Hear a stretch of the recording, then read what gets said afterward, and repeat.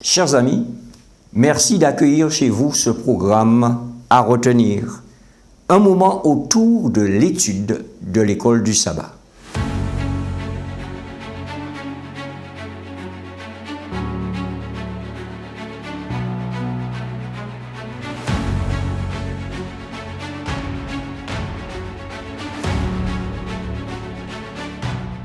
Le Père, le Fils et le Saint-Esprit, tel est le titre de l'étude de la semaine. Le texte de référence se trouve dans Jean 14, le verset 26. Mais le Consolateur, l'Esprit Saint que le Père enverra en mon nom, vous enseignera toutes choses et vous rappellera tout ce que je vous ai dit.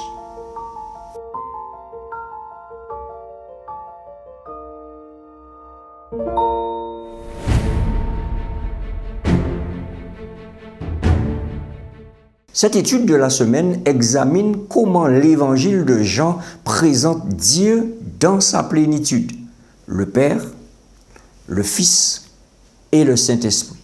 Mais cette fois, cette présentation est faite dans le contexte du discours d'adieu de Jésus avant sa crucifixion.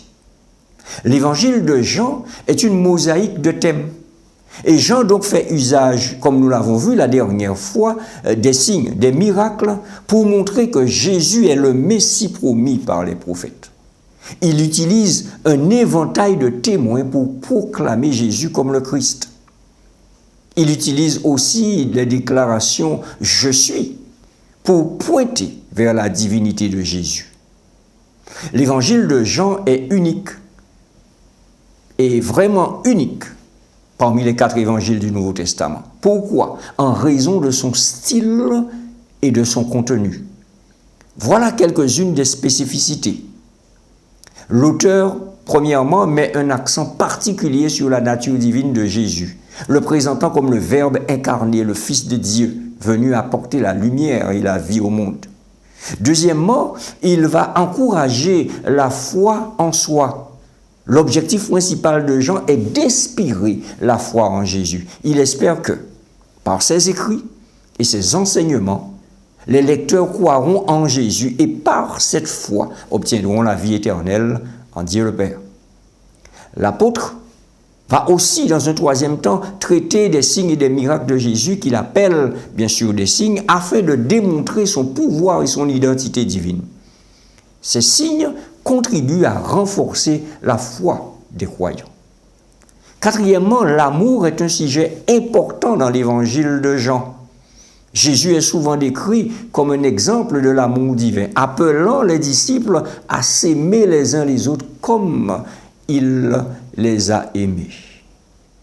Jean met l'accent aussi sur la relation personnelle et intime entre Jésus et Dieu le Père, ainsi que sur l'invitation aux croyants à entrer dans cette relation intime avec Dieu au travers de Jésus.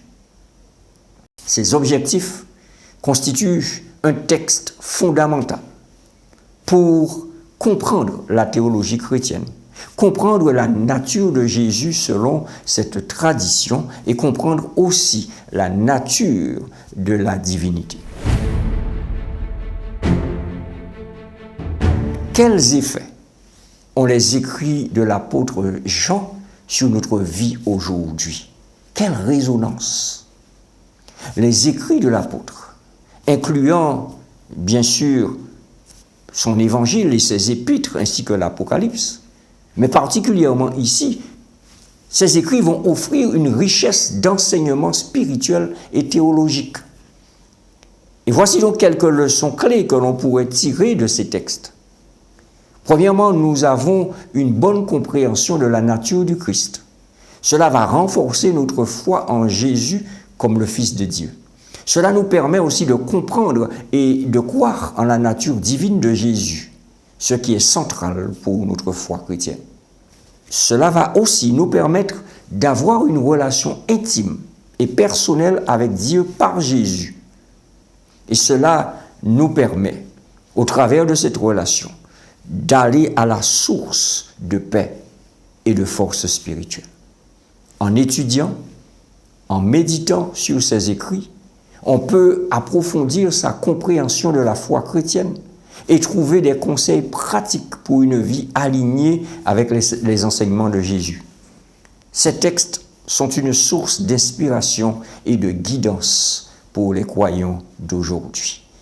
Surtout que nous découvrons au travers de cette étude la communion, l'harmonie, la synergie entre Dieu le Père, le Fils et le Saint-Esprit. Nous pouvons donc résumer la puissance du message de Jean dans l'étude de cette semaine en disant « Pour nous sauver et nous donner la vie éternelle, Jésus est venu du Père. Il a été semblable et reste semblable au Père.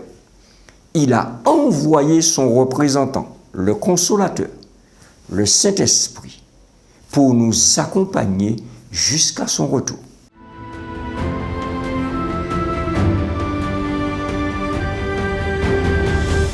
Et à cela, nous disons gloire à Dieu. Maranatha, viens Seigneur Jésus. Ça, c'est à retenir.